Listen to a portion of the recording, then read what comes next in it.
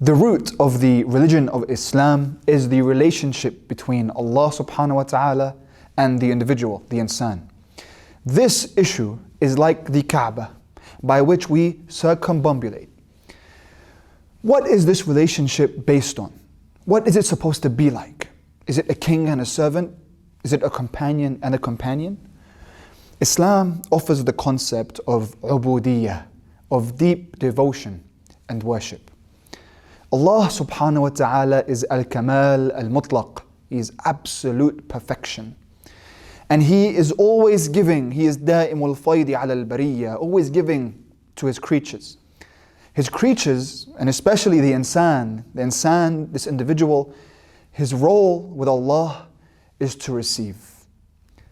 That is the simple role of what an individual, a human being, is supposed to do in this world. You must receive what Allah has to give. You are simply the receiver. And the way in which we receive is to become a mirror.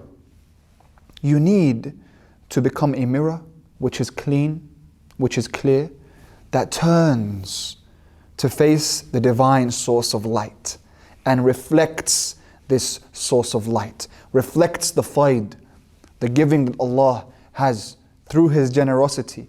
This is what ubudiyyah means, this relationship. And the highest form of manifesting this relationship is salat, is the prayer. In its highest manifestation, in the same way that Rasulullah sallallahu alaihi wasallam, when he was on the Mi'raj and he was in the closest proximity to Allah subhanahu wa ta'ala, in that state that he was in, كان قاب قوسين أو أدنى, he was 2 bows lengths or even less than that to Allah.